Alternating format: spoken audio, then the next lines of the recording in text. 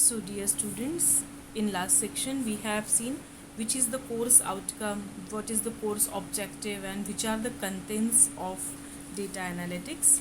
Now we will start with our unit 1, which is basically dependent on big data, its types, the various characteristics and so on. So when we are dealing with data analytics or data analysis, first we should know the concept that is big data. Why? Because big data is among the hottest trends in IT right now. So, data of very large size, typically to the extent that its manipulation and management presents significant logistical challenges. So, what is big? Actually, there is a difference between data and big data. When I am saying data, that means it is the information which is having some meaning, or we can say that is the knowledge. And when we are talking about big data, so big data is in very large size, and it is in the large size in such a way that the manipulation or the any updation on that particular big data is somehow a biggest challenge. All of us knows that the emerging technologies and practices that enable the collection, processing, discovery, analysis and storage of large volumes and disparate types of data quickly and cost effectively. So why these new technologies are used very widely? So that as we all know that we are dealing with big data. Take example of our usage of social networking site. All of us are on social networking sites, and we are using data in number of ways. If you are using Facebook, in one particular hour, almost 1000 petabytes of data is coming from that particular one social site. So we can think what is the data storage of each and every particular organization. So we are needing the technologies which are capable enough for collection of data, big data, processing of big data, analysis, storage, and how we can retrieve data from that big data quickly. So whenever we are talking about big data, Hadoop always comes in mind. Definitely, all of you are you having this particular thing in mind that ma'am is talking about big data, and there is a symbol of Hadoop, because Hadoop stands at front or in center whenever we are talking about big data. Okay, so whenever you are going to search the term big data, so you know that it is very much dealing and we can say very much needy trend in IT industry. So big data refers to the technologies, as I said, that should be the cost effectively. Over the past decade, major web companies like Google, Amazon, Facebook pioneered business which are producing the massive data volumes, as I have given you particular example of 1 minute. So in that process, they invented new paradigm.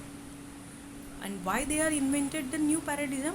Not only for extracting the value from data, but also for managing the data, as well as for computing the resources. Even governments and other semi-government organizations are having this need of tracking the data. So if in fact we can take example of oil gas companies as well. Each and every industry is now needing this particular technologies, because each and every industry organization is having this big data. So Hadoop is at its core, and they are basically used for Hadoop MapReduce and Hadoop distributed file system, which we will see in detail when we are going to see our next Hadoop unit, which is basically a different unit. So what is big data? Big data means Walmart handles more than 1 million customer transaction every hour. Take example, as I have given you Facebook, we can take example of Walmart. They are handling 1 million customer transaction in each and every year, and Facebook handles 40 billion photos from its user base. So we can think that how this big data is growing and growing and growing. We can see the example of big data market forecast, where it is growing and growing. So we can say that big data is actually a very large size data. It is a large size data, and it is basically used when the data sets are large, complex, they are impractical to manage with traditional tools. But today, with the new technologies, we can now realize the value of big data. Even governments, Googles can now detect and track the emergence of diseases by using the social media signals because of this particular big data. So big data does not have to be a big, that is peta or exabytes. Even 50 GB can be said as big data. Why? Because if the structure is complex, then we can say it as big data. So big data usually includes data sets with sizes beyond the ability that will be handled by the traditional softwares. So big data size is constantly moving right from 2012. We can see over here.